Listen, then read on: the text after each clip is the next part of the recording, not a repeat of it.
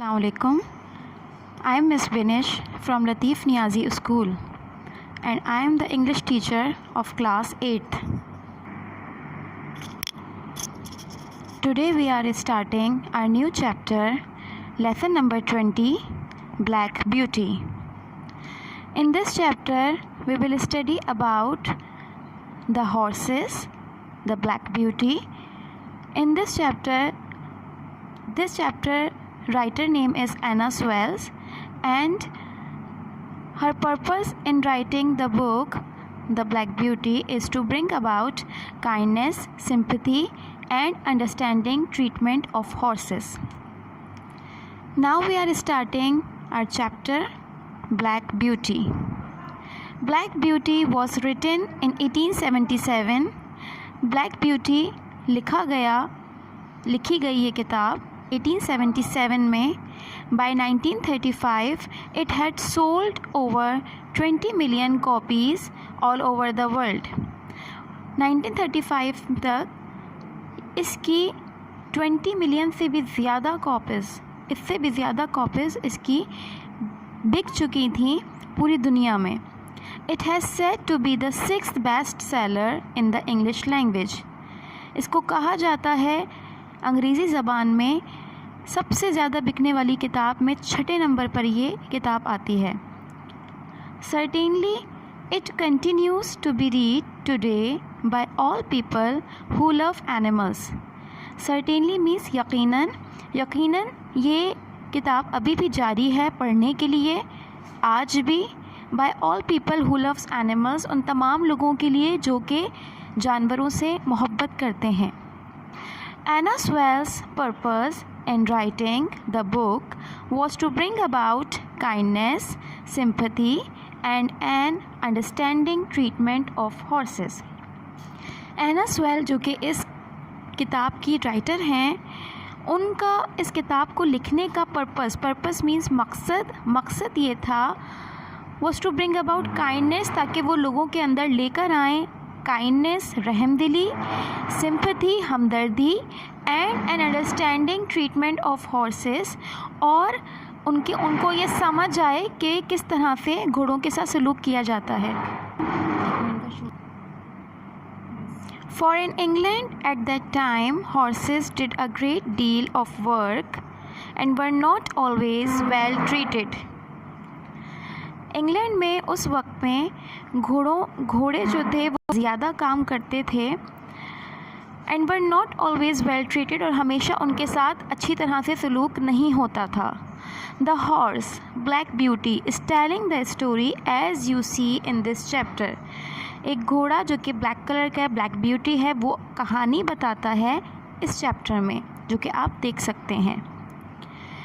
Going for the doctor, इस किताब में से ये एक चैप्टर लिया गया है और उस चैप्टर का नाम है गोइंग फॉर द डॉक्टर, कि जब डॉक्टर के पास जा रहे थे उस टाइम का इन्होंने ये पैसेज वहाँ से उस बुक से लिया है.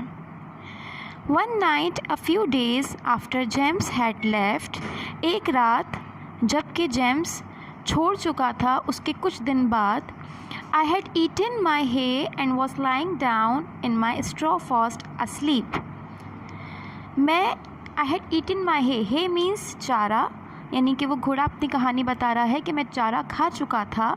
and was lying down लेटा हुआ था in my straw.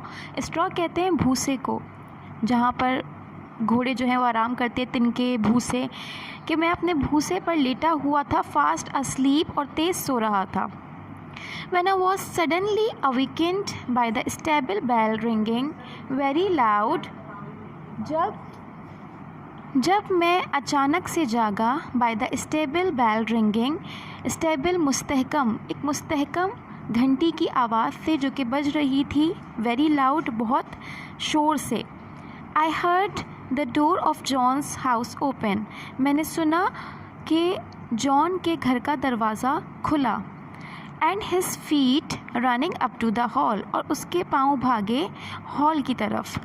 He was back again in no time, वो वापस आया इन नो टाइम, बिना किसी वक्त के.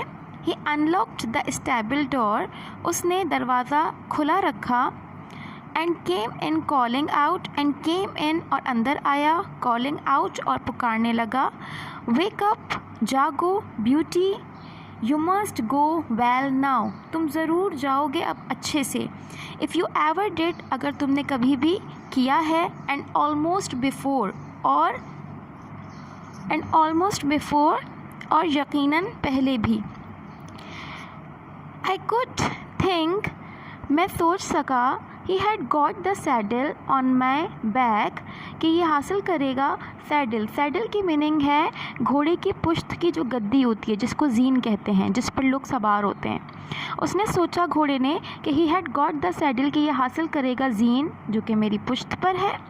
And the bridle, bridle means लगाम, and the bridle on my head, और लगाम को हासिल करेगा जो कि मेरे सर पर है। He just ran round for his coat, वो सिर्फ भाग रहा था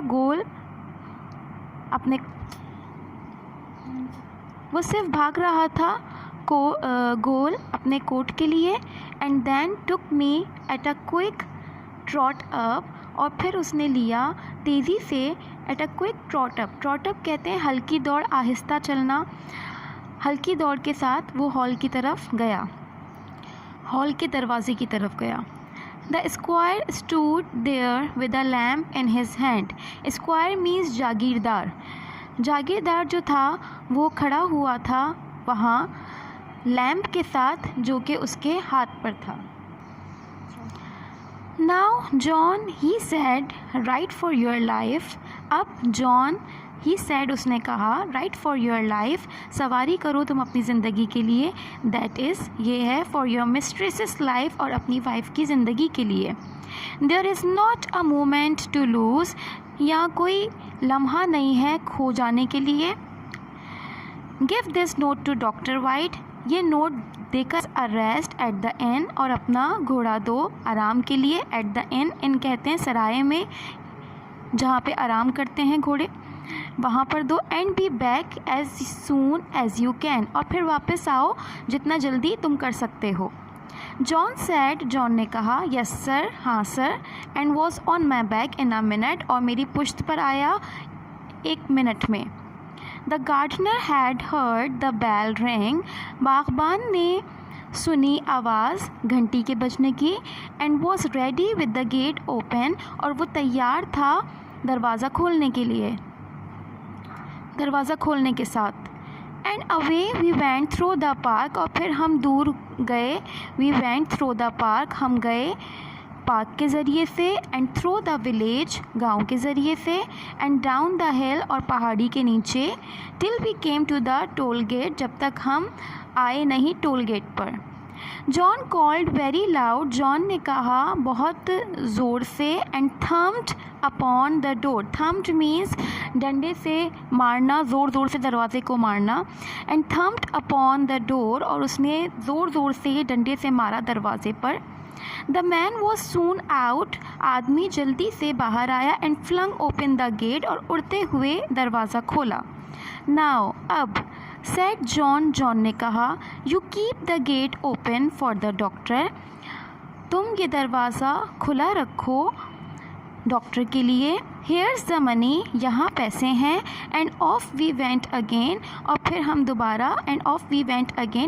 दोबारा चले गए। Okay students, today we read till here, and we will continue this chapter in the next class. Till that time, take care. Allah Hafiz.